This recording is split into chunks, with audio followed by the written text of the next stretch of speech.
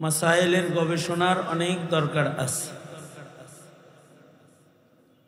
মানুষ মনে করে যে নেকির কাজ করতেছে, মাসাইল না জানলে তার আমলটা, নেকির কাজটা নষ্ট হয়ে যাবে। সূরা কাহাফ থেকে তিলাওয়াত করেছি। আল্লাহর রাসূল এসেছেন মানুষের আমল ঠিক করার জন্য। কারণ আমল যদি ঠিক না করা হয়, মাসাইল শিক্ষা না দিলে আমল সহি হবে না। আর আমল সহি না হইলে এই আমল দিয়ে নাজাত পাওয়া যাবে। আমল সুন্নত তরিকায় হতে হবে। আমল মাসাইল সহি করে ইখলাসের সাথে হইতে হবে। তাহলে অল্প আমল নাজাতের জন্য যথেষ্ট হয়ে যাবে। নফল নামাজ কখন পড়া হবে মাসআলা জানে না। আসর থেকে মাগরিব পর্যন্ত ইখলাসের সাথে নফল নামাজ পড়ছে, তার এই নামাজে কোনো সওয়াব হবে? হ্যাঁ, মাসাইল জানে না, মান্নত মানছে আমি ঈদের দিন রোজা রাখব। মাসাইল না জানার কারণে তার রোজার দ্বারায় তার কোনো উপকার হবে না। ভাবতেছে সে নেকির কাজ করতেছে। হুম ইয়াহসাবুনা আন্নাহুম ইহসিনুনা সুনআ, যা করতেছে ভাবতেছে খুব ভালো কাম করতেছে, কিন্তু আসলে তার এই কাজটা ভালো হইল না, নেকি হইল না, ইবাদত হইল না। মাসাইল সব কোরআন ও হাদিসের আয়াত এবং হাদিসের সরাসরি ইবারতের ভেতরে থাকে না। কিছু মাসাইল আছে যেগুলোকে বের করতে হবে। কারা বের করবে? যারা মাসাইলকে খুঁজে বের করবে তারা হলো মুফতি। জেলে নদীর ভেতর থেকে মাছ ধরে খায় পাবলিকে, মুফতি মাসাইল ইলমের দরিয়া থেকে বাইর করে আনে আর আমল করে হলো জনসাধারণ।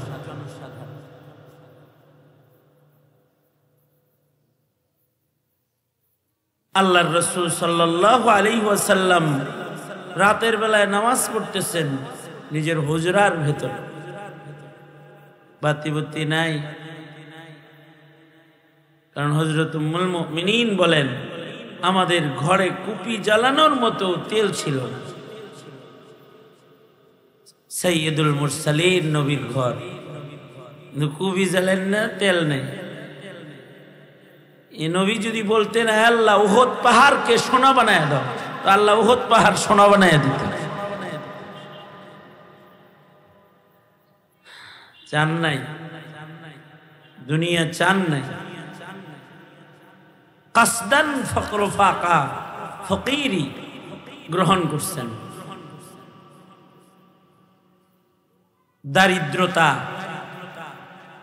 ঐচ্ছিক ইচ্ছাকৃত দারিদ্রতার জীবনকে বরণ করছেন মুহাম্মাদুর রাসূলুল্লাহ সাল্লাল্লাহু আলাইহি ওয়াসাল্লাম।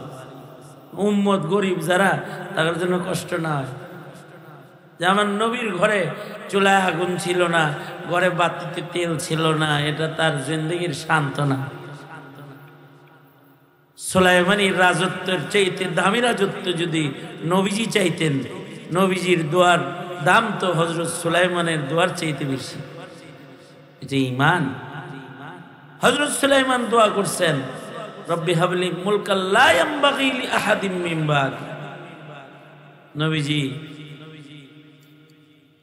এরকম রাজত্ব চাইলে নবীজিকে আল্লাহ দিয়ে দিতেন। চান নাই।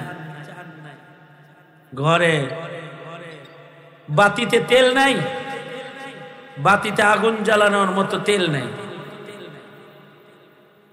যেই ঘরে হযরত আয়েশা সিদ্দিকা ঘুমায়, ওই ঘরেই নবীজি হুজরায় আয়েশায় নামাজ। রাসূল, এই তাওয়াজ্জু এদিকে নিয়ে, জরুরি কথা। আল্লাহর রাসূল সাল্লাল্লাহু আলাইহি ওয়াসাল্লাম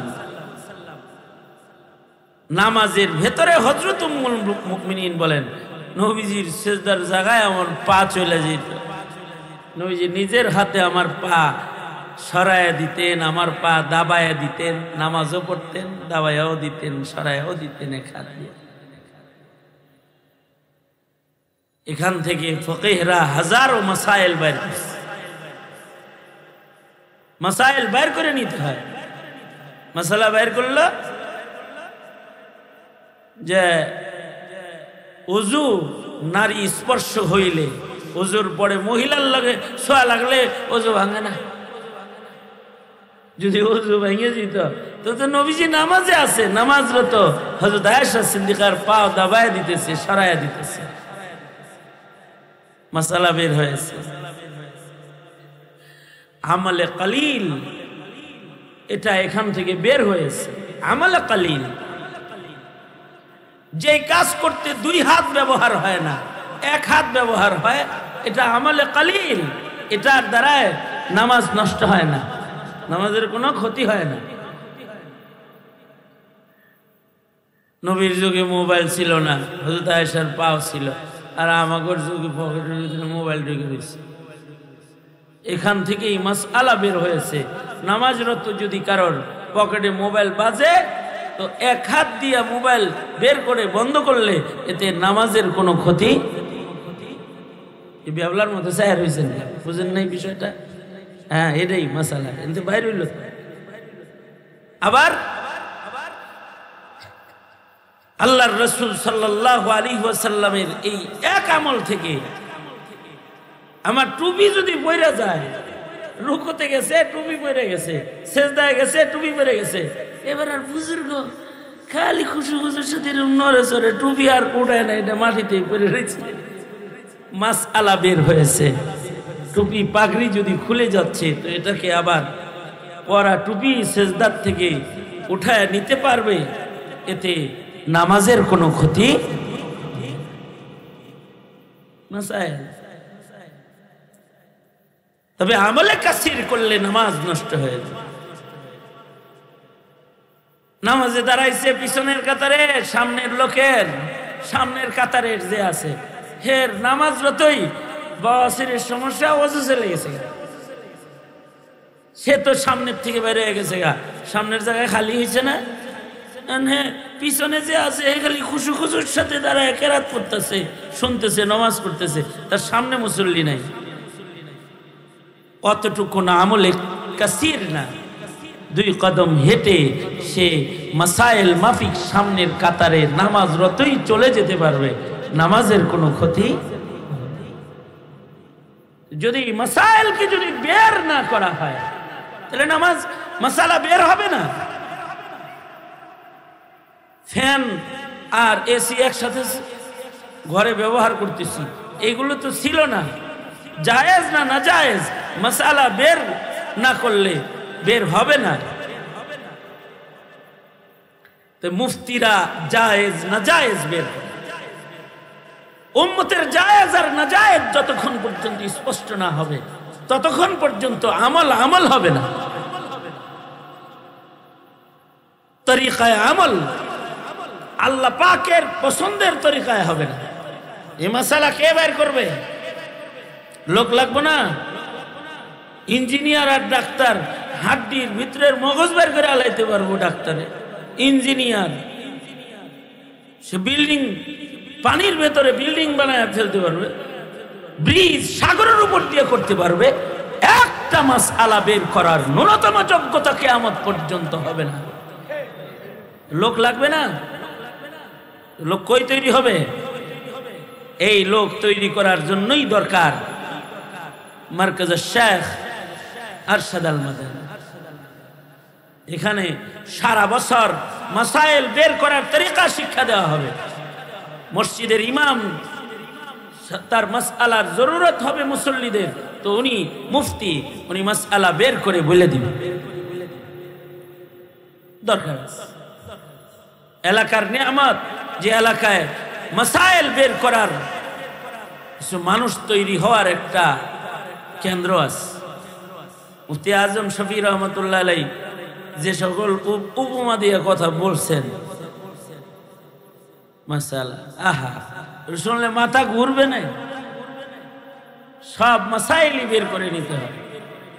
যাই হোক, কত কিছু না, আজকে এটা ওয়াজের জন্য মঞ্চ না, মঞ্চটা হলো এই মুফতি যারা 1 বছর ভরে মেহনত করেছে ওদের সম্মানে আজকের এই আয়োজন।